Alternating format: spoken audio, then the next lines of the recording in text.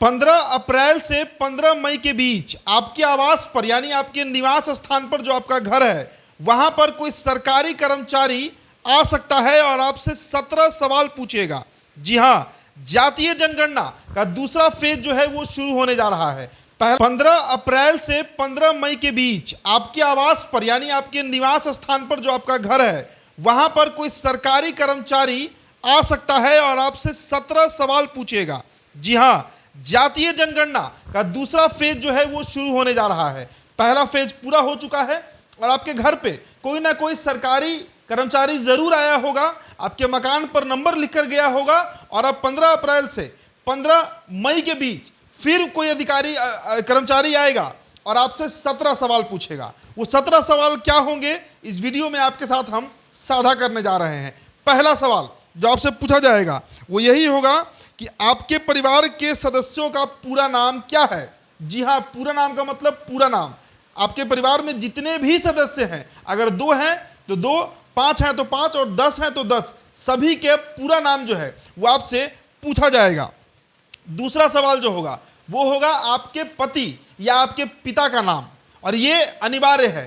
साथ ही साथ इसमें एक क्लॉज है कि अगर किसी के पिता स्वर्गीय हो गए हैं तो साथ में स्वर्गीय या महरूम जोड़ दिया जाएगा। लेकिन एक सवाल यह भी है कि अगर किसी परिवार में किसी महिला के द्वारा अपने बच्चों के पिता के संबंध में नाम नहीं बताया जा रहा है तो इसके 2 कारण हो सकते हैं। अगर सामाजिक कारणों से पति का नाम महिला नहीं लेना चाहती तो वहां उपस्थित किसी दूसरे व्यक्ति से महिला के सामने नाम पूछकर लिखा जाएगा। महिला बच्चे के पिता का नाम किसी अन्य कारण से नहीं बताना चाहती तो उसे बाध्य नहीं किया जाएगा। यह भी नियम बनाया गया है।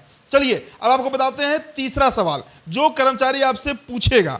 तीसरा सवाल होगा कि परिवार के प्रधान मुखिया कौन है, मतलब उस फैमिली का मुखिया कौन है, गार्डियन कौन है। परिवार का सबसे बुजुर्ग सदस्य भी हो सकता है या फिर जो परिवार में सबसे कमाने वाला व्यक्ति है और जो पूरे घर का देखरेख कर रहा है, उस मुखिया का नाम आपको बताना होगा। बिहार सरकार की ओर से इसके लिए 10 विकल्प दिए गए हैं इस उद्देश्य से कि गणना स्थान पर अस्थायी रूप से रहने वाला व्यक्ति मात्र ही गिनती की जा सके। संबंधियों के बारे में यह स्पष्ट रूप से दिशा निर्देश है कि परिवार के प्रधान पर मात्र सीधे रूप से निर्भर व्यक्ति ही परिवार में गिने जाएंगे। चलिए अब चलते हैं अगले सवाल की तरफ जो आपसे पूछा जाएगा, जो कि चौथा सवाल है।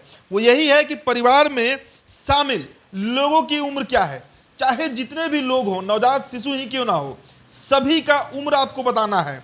परिवार का सबसे बुजुर्ग व्यक्ति से लेकर जो सबसे नवजात होगा या सबसे युवा आप कहिए, उन सभी का नाम आपको बताना है। पांचवा सवाल, परिवार में कितने पुरुष हैं, कितनी महिलाएं हैं, और अगर कोई थर्ड जेंडर है तो उसके बारे में भी आपको पूरा विवरण देना है। जी हाँ, number of males, number of female and number of transgender existing in the family, ये पूरा डिटेल जो है वो आपको बताना पड़ेगा। छठा सवाल कि परिवार में शादीशुदा लोग कितने हैं। जी हाँ, परिवार के सभी सदस्यों की वैवाहिक स्थिति दर्ज की जाएगी और इस दौरान किसी भी तरह की सबूत की डिमांड नहीं की जाएगी। इसके साथ ही साथ विवाहित व्यक्तियों में से किसी एक की मृत्यु गणना की तिथि या उसके पूर्व हो चुकी है तो उस विधवा या विदुर की श्रेणी में गिना जाएगा। यह भी कैटेगरी रखा गया है इस जनगणना में। चलते हैं 7वें सवाल की तरफ। ये सबसे अहम है कि आपका धर्म कौन सा है, आप किस धर्म से हैं। क्या आप हिंदू हैं, इस्लाम को मानते हैं, ईसाई हैं, सिख हैं, जैन हैं, बौद्ध हैं, पारसी हैं। जिस भी धर्म के होंगे उस कॉलम में आपके धर्म को मेंशन करना है। 8वां सवाल, आपकी जाति क्या है। जी हाँ, जातीय जनगणना है और उसमें यही अहम सवाल रहेगा कि आपकी जाति क्या है। अब देखिए, जाति को लेकर जो सवाल है इसमें जो परिवार का मुखिया होगा उसकी जो जाति होगी वही बताना होगा। लेकिन कुछ परिवार ऐसे भी हैं जहां पर पिता कोई और जाति का है, माँ कोई और जाति की है। ऐसा अमूमन प्रेम विवाह में होता है, लव मैरिज में होता है। तो वैसे स्थिति में पिता की जो जाति होगी, जो पिता का कुल होगा, गोत्र होगा, वही मान्य है। यानी महिला के जाति, महिला का गोत्र, महिला का कुल से इसका कोई लेना देना नहीं है उस बच्चे का जिसके माता और पिता अलग अलग जाति के हैं। इस बात को आप मार्क कर लीजिएगा।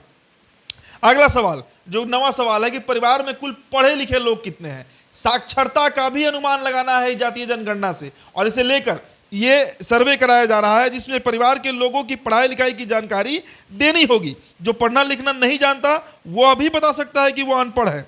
बिहार विद्यालय परीक्षा समिति के अलावा बिहार मदरसा बोर्ड के फौकानिया और बिहार संस्कृत बोर्ड के अलावा अन्य वैधानिक शिक्षा बोर्ड से भी जो लोग पढ़े हैं, यानी सभी तरह के लोग, चाहे वो किसी भी बोर्ड से, किसी भी यूनिवर्सिटी से पढ़े हों, उनको अपना पूरा विवरण जो है वो देना पड़ेगा। 10वां सवाल कि परिवार से जुड़े लोग क्या काम करते हैं, यानी पेशा को लेकर है, व्यापार को लेकर है, नौकरी को लेकर है, ताकि बिहार सरकार इससे अनुमान लगा सके कि कितने लोग रोजगार में हैं, कितने लोग व्यापार कर रहे हैं, कितने लोग स्टार्टअप कर रहे हैं, कितने लोग सरकारी नौकरी कर रहे हैं। सभी कैटेगरी को फुलफिल करना है। 11वां सवाल, आपकी आवासीय स्थिति क्या है। जी हाँ, आवासीय स्थिति पर बात करना है इसमें। अब देखिए, इसका जवाब आपको बताना होगा कि आपका घर कैसा है, क्या पक्का है, क्या कच्चा मकान में आप रह रहे हैं, क्या मिट्टी के मकान में है, क्या छत उस मकान में है या नहीं है, छत विहीन मकान है। ये सारा जो ब्यौरा होता है वो आपको देना पड़ेगा। पक्का मकान के अधीन वैसे मकानों को रखा गया है जो पकाई हुई ईंट, पत्थर, सीमेंट, कंक्रीट से तैयार की गई है। मकान में कितने कमरे हैं, ये सारा आप कहिए कि पूरे अपने घर का जो विवरण है वो आपको देना पड़ेगा। अब एक और महत्वपूर्ण सवाल, पलायन पर हमेशा चर्चा होते रहती है, 12वां सवाल उसी पर है कि परिवार के कौन कौन सदस्य पढ़ाई कमाई के लिए राज्य से बाहर है। जी हाँ, आपके परिवार में कुल कितने सदस्य हैं पहले ये बताना होगा, और इसके बाद आपको बताना होगा कि उनमें कितने ऐसे लोग हैं जो पढ़ाई के लिए या फिर नौकरी के लिए, व्यापार के लिए, रोजगार के लिए बिहार से बाहर गए हुए हैं। चलिए, अब 13वां सवाल, कितने सदस्यों के पास कंप्यूटर, लैपटॉप और इंटरनेट की सुविधा उपलब्ध है। यानी डिजिटल भारत का जो एक मसला चलता है, उसके लिए ये सर्वे कराया जा रहा है कि वैसे कितने परिवार बिहार में है जिनके पास ना इंटरनेट की सुविधा है, ना लैपटॉप है, ना कंप्यूटर है, मतलब वो डिजिटली कहीं से भी कनेक्ट नहीं है। इसका भी पूरा ब्यौरा आपको देना पड़ेगा। आपके परिवार में कितने लोग हैं, कितने लोग इंटरनेट यूज़ करते हैं, कितने नहीं यूज़ करते हैं, कितने लोगों के पास लैपटॉप है, कितना कंप्यूटर है, ये सब बात आपको बताना होगा। अब चलते हैं 14वें सवाल की तरफ कि आपके परिवार में व्हीकल्स कितने हैं, मोटरसाइकिल से लेकर, साइकिल से लेकर, और 4 पहिए वाहन, अगर बस है, ट्रक है, जो भी है उसका पूरा डेटा आपको देना पड़ेगा। तो परिवार में किस सदस्य के नाम पर कौन सी गाड़ी है, चाहे वो 2 पहिया हो, 4 पहिया हो, 6 पहिया हो या फिर 12 पहिया हो, सभी का पूरा विवरण देना पड़ेगा।